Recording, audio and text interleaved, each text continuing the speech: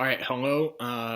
This is the third time I'm doing my introduction little spiel here, and I just was about to start the story, and I had talked for like 3.5 minutes, which nobody needs to hear. So, and then I messed up on what I was saying too much to the point that I needed to restart the video. So, thankfully for the viewer, this will be ideally brief, and then we'll get into the story. But I just wanted to provide two cool updates. Oh, you know what? Well, never mind.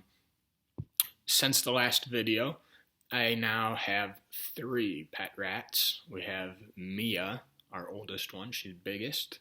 And then we have these 2 baby rats. They're half sisters. They're a couple, maybe... They were probably born early May, so they're about 3 months old, almost.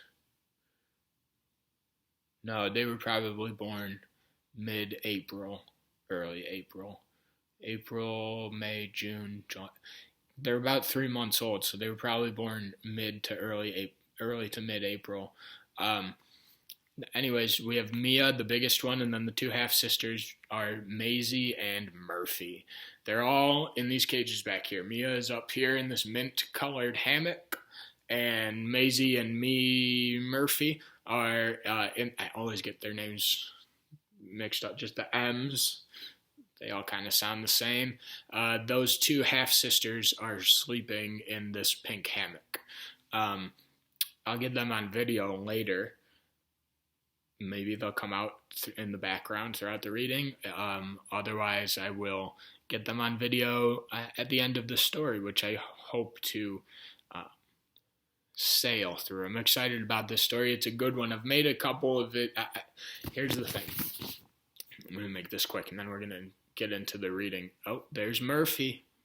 Or actually, no, I think that's Maisie. No, it's Murphy. Her little head. She's sleeping. So anyways, there have been a couple of times that I've had the plan to read this story. I've been very excited to read this story, put it on the channel, so I'm glad it's getting onto the channel finally.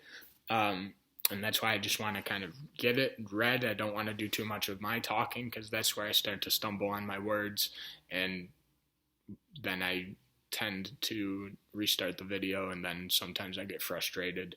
Not really, and then I don't make the video because I'm like, I've retried this so many times and I can't get it right to what I want to put on the channel. But anyways, there have also been a few times that I've started making videos, just little update videos with things that were kind of more relevant to the time that they were going to be posted, but not anymore, I guess. Just little updates and letting you know that no matter how long between videos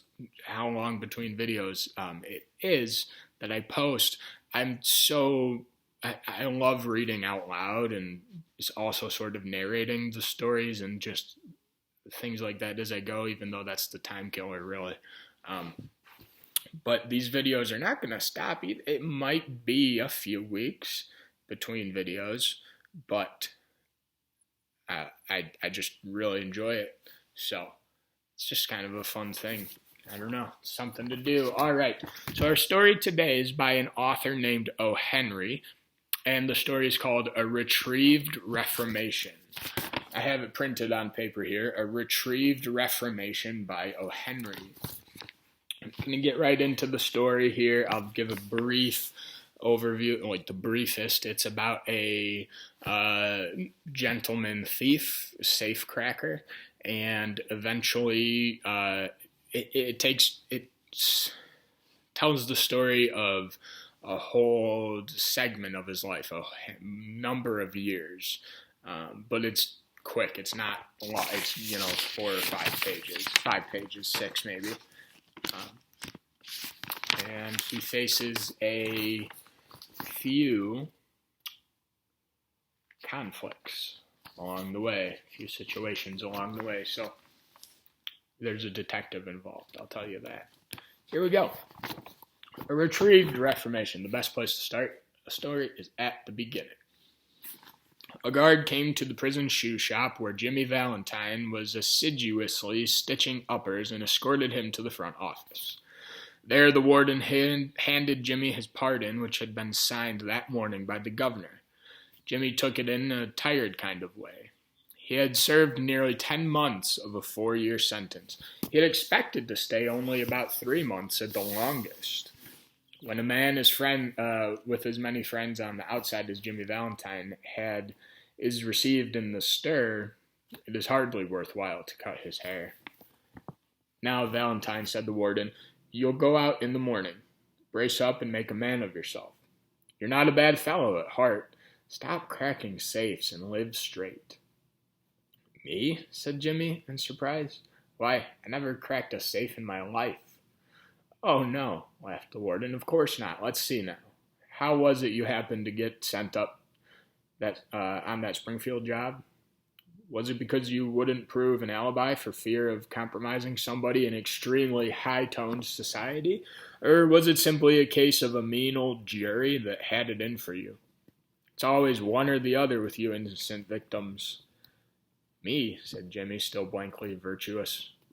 Why, warden, I was never in Springfield in my life. Take him back, Cronin, smiled the warden, and fix him up with outgoing clothes. Unlock him at 7 in the morning and let him come to the bullpen. Better think over my advice, Valentine. At 7:15 in the morning, Jimmy stood in the warden's outer office. He had on a suit of the villainously fitting, ready-made clothes and a pair of stiff, squeaky shoes the state furnishes to its discharged compulsory guests. The clerk handed him a railroad ticket and the $5 bill with which the law expected him to rehabilitate himself into good citizenship and prosperity. The warden gave him a cigar and shook hands. Valentine, 9762, was chronicled on the books, pardoned by governor, and Mr. James Valentine walked out into the sunshine. Disregarding the song of the birds, the waving green trees, and the smell of the flowers, Jimmy headed straight for a restaurant. There he tasted the first sweet joys of liberty in the shape of a broiled chicken and a nice cup of coffee that had been better than the ones the warden had provided the jail. From there he proceeded leisurely to the depot. He tossed a quarter into the hat of a blind man sitting by the door and boarded his train. 3 hours set him down in a little town near the state line. He went to the cafe of one Mike Dolan and shook hands with Mike, who was alone behind the bar. Sorry we couldn't make it sooner, Jimmy, me boy, said Mike, but we had that protest from Springfield to buck against, and the governor nearly balked. Feeling all right? Fine, said Jimmy. Got my key? He got his keys and went upstairs, unlocking the door of a room at the rear. Everything was just as he had left it. There on the floor was still Ben Price's collar button that had been torn from the eminent detective's shirt band when they had overpowered Jimmy to arrest him. So a Detective Ben Price arrested Jimmy.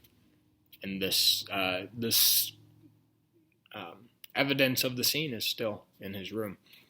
Pulling out from the wall a folding bed, Jimmy slid back a panel in the wall and dragged out a dust-covered suitcase. He opened this and gazed fondly at the finest set of burglar tools in the East. It was a complete set made of specially tempered steel, the latest designs in drills, punches, braces, and bits, jimmies, clamps, and augers, with 2 or 3 novelties invented by Jimmy himself, in which he took pride. Over $900 they had cost him to have made at a place where they make such things for the profession. In half an hour, Jimmy went downstairs and through the cafe. He was now dressed in tasteful and well-fitting clothes and carried his dusted and clean suitcase in his hand. Got anything on? Asked Mike Dolan gently. Me, said Jimmy in a puzzled tone. I don't understand. I'm representing the New York Amalgamated Short Snap Biscuit Cracker and Frazzled Wheat Company. This statement delighted Mike to such an extent that Jimmy had to take a seltzer and milk on the spot. He never touched harder drinks. Okay, my computer just went to sleep. I thought maybe the video stopped, but it did not. A week after the release of Valentine 9762, there was a neat job of safe burglary done in Richmond, Indiana, with no clue to the author. A scant $800 was all that was secured. 2 weeks after that, a patented, improved, burglar-proof safe in Logansport was opened like a cheese to the tune of $1,500 currency. Securities and silver untouched. That began to interest the rogue catchers. Then an old-fashioned bank safe in Jefferson City became active and threw out of its crater an eruption of banknotes amounting to $5,000. The losses were now high enough to bring the matter up into Ben Price's class of work. By comparing notes, a remarkable similarity in the methods of the burglaries was noticed. Ben Price investigated the scenes of the robberies and was heard to remark, "That's Dandy Jim Valentine's autograph. He's resumed business. Look at that combination knob, jerked out as easy as pulling up a radish in wet weather. He's got the old clamps that can do it, and look how clean these tumblers were punched out. Jimmy never has to drill but one hole. Yes, I guess I want Mr. Valentine. He'll do his bit next time without any short time or clemency foolishness." Ben Price knew Jimmy's habits. He had learned them while working up the Springfield case. Long jumps, quick getaways, no Confederates, and a taste for good society. These ways had helped Mr. Valentine to become noted as a successful dodger of retribution.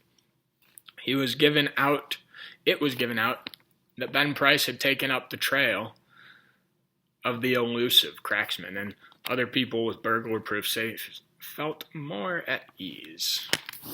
One afternoon, Jimmy Valentine and his suitcase climbed out of the mail hack in Elmore, a little town 5 miles off the railroad down in the blackjack country of Arkansas. Jimmy looked like an athletic young senior just home from college, went down the board sidewalk toward the hotel. A lady crossed the street, passed him at the corner, and entered a door over which was the sign, the Elmore Bank. Jimmy Valentine looked into her eyes, forgot what he was, and became another man. She lowered her eyes and colored silently.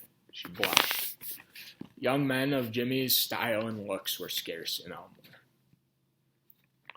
Jimmy collared a boy that was loafing on the steps of the bank as if he were one of the stockholders and began to ask him questions about the town, feeding him dimes at intervals. Feeding him dimes at intervals. By and by, the young lady came out, looking royally unconscious of the young man with the suitcase, and went her way. "Isn't that young lady Miss Polly Simpson?" asked Jimmy with a specious giggle. "Nah," said the boy, "that's Annabelle Adams. Her pa owns this bank. What did you come to Elmore for? Is that a gold watch chain?" "I'm going to get a bulldog. Got any more dimes?" Jimmy went to the Planters Hotel, registered as Ralph D. Spencer, and engaged a room. He leaned on the desk and declared his platform to the clerk. He said he had come to Elmore to look for a location to go into business. How was the shoe business now in the town? He had thought of the shoe business. Was there an opening? The clerk was impressed by the clothes and the manner of Jimmy. He himself was something of a pattern of fashion to the thinly gilded youth of Elmore, but he now perceived his shortcomings. While trying to figure out Jimmy's manner of tying his four in hand, he cordially gave information. Yes, there ought to be a good opening in the shoe line. There wasn't an exclusive shoe store in the place. The dry goods and general stores handled them. Business in all lines was fairly good. Hoped Mr. Spencer would decide to locate in Elmore. He would find it a pleasant town to live in, and the people were very sociable. Mr. Spencer thought he would stop over in the town a few days and look over the situation. No, the clerk needn't call the boy. He would carry up his suitcase himself. It was rather heavy. Mr. Ralph Spencer, the phoenix that arose from Jimmy Valentine's ashes. Ashes left by the flame of a sudden unalterative attack of love, remained in Elmore and prospered. He opened a shoe store and secured a good run of trade. Socially, he was also a success and made many friends. And he accomplished the wish of his heart. He met Miss Annabel Adams and became more and more captivated by her charms. At the end of a year, the situation of Mr. Ralph Spencer was this. He had won the respect of the community, his shoe store was flourishing, and he and Annabel were engaged to be married in 2 weeks. Mr. Adams, the typical plodding country banker, approved of Spencer. Annabel's pride in him almost equaled her affection. He was as much at home in the family of Mr. Adams and that of Annabel's married sister as if he were already a member. One day Jimmy sat down in his room and wrote this letter, which he mailed to the safe address of one of his old friends in St. Louis, the safe address. I'm going to take a sip of water very quickly, and then I'll continue this reading here. I'm drinking blackberry lemonade carbonated water. The flavor is, brand is Waterloo, Waterloo. Very tasty stuff. All right, the letter to Jimmy's good friend said this. Dear old pal, I want you to be at Sullivan's place in Little Rock next Wednesday night at 9 o'clock. I want you to wind up some little matters for me, and also I want to make you a present of my kit of tools. He's going to give him the banker's robber's tool set. I know you'll be glad to get them. You couldn't duplicate the lot for $1,000. Say, Billy, I've quit the old business a year ago. I've got a nice store. I'm making an honest living, and I'm going on marrying the finest girl on earth 2 weeks from now. It's the only life, Billy, the straight one. I wouldn't touch $1 of another man's money now for $1 million. After I get married, I'm going to sell out and go west, where there won't be so much danger of having old scores brought up against me. I tell you, Billy, she's an angel.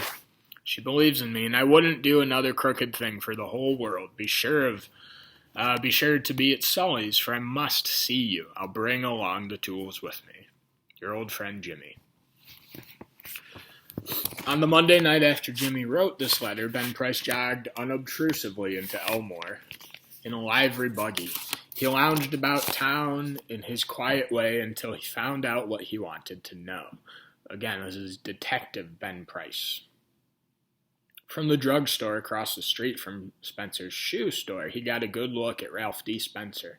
Going to marry the banker's daughter, are you, Jimmy? He said to himself. Well, I don't know.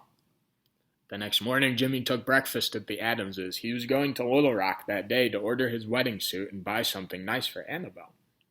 That would be the first time he had left town since he came to Elmore.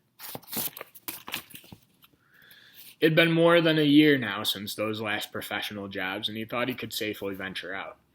After breakfast, quite a family party went down together.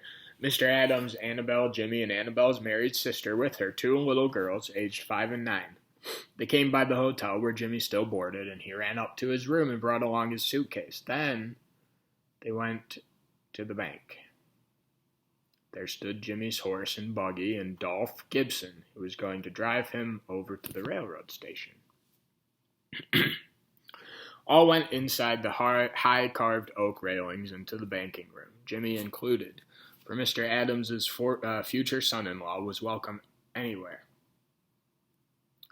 The clerks were pleased to be greeted by the good-looking, agreeable young man who was going to marry Miss Annabel. Jimmy set his suitcase down. Annabel, whose heart was bubbling with happiness and lively youth, put on Jimmy's hat and picked up the suitcase. Wouldn't I make a nice drummer? Said Annabel. My, Ralph, how heavy it is. Feels like it was full of gold bricks. Lot of nickel-plated shoehorns in there, said Jimmy coolly, that I'm going to return. Thought I'd save express charges by taking them up. I'm getting awfully economical. The Elmore Bank had just put in a new safe and vault. Mr. Adams was very proud of it. The computer went to sleep again, and we're safe. Mr. Adams was very proud of this new safe and insisted on an inspection by everyone. The vault was a small one, but it had new patented doors. It fastened with 3 solid steel beams thrown simultaneously in a single handle and had a time lock. Mr. Adams beamingly explained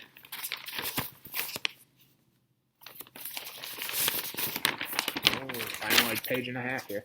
Beamingly explained its workings to Mr. Spencer, who showed a courteous but not too intelligent interest. The 2 children, May and Agatha, were delighted by the shining metal and funny clock and knobs. While they were thus engaged, Ben Price sauntered in and leaned on his elbow, looking casually inside between the railings. He told the teller that he didn't want anything. He was just waiting for a man he knew. Suddenly there was a scream or 2 from the women and a commotion. Unperceived by the elders, May, the 9-year-old girl, in a spirit of play, had shut Agatha in the vault. She had then shot the bolts and turned the knob of the combination as she had seen Mr. Adams do. The old banker sprang to the handle and tugged at it for a moment. "The door can't be opened," he groaned. "The clock hasn't been wound nor the combination set." Agatha's mother screamed again hysterically. "Hush," said Mr. Adams, raising his trembling hand. "All be quiet for a moment. Agatha," he called as loudly as he could, "listen to me." During the following silence, they could just hear the faint sound of a child wildly shrieking in the dark vault in a panic of terror. "My precious darling," wailed the mother. "She will die of fright. Open the door. Oh, break it open. Can't you men do something?"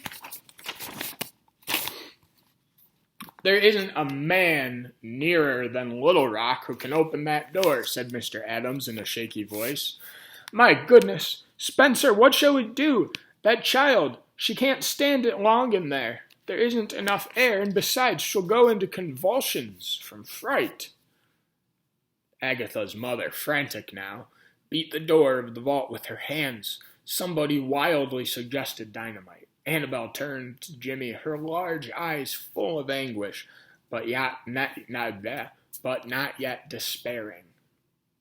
To a woman, nothing seems quite impossible to the powers of the man she worships. "Can't you do something, Ralph? Try, won't you?" He looked at her with a weird, soft smile on his lips and his keen eyes. "Annabelle," he said, "give me that rose you're wearing, will you?"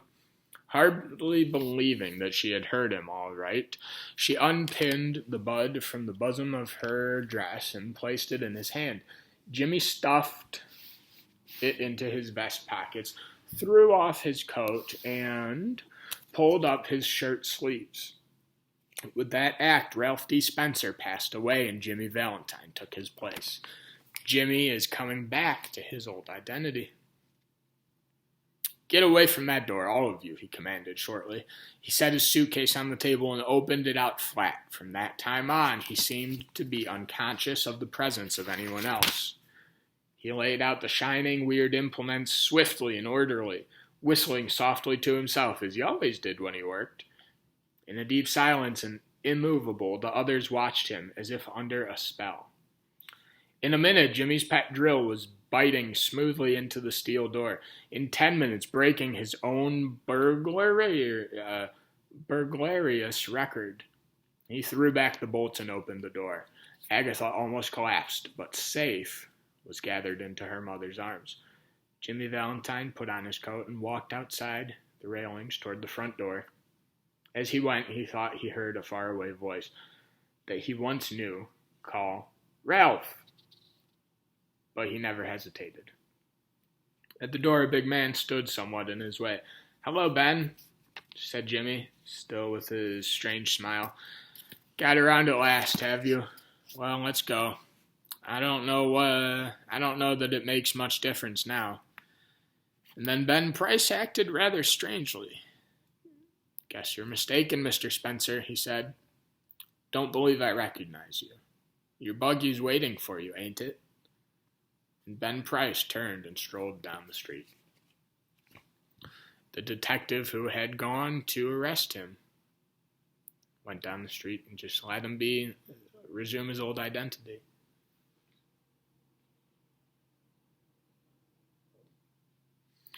Alright, well, the rats are fast asleep. I'll make a separate video for the rats' appearances if anybody should show interest.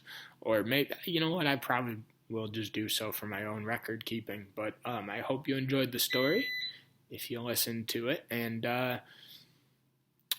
see you next time on Safari Joe's Library. Bum bum ba bum da dun dun dun.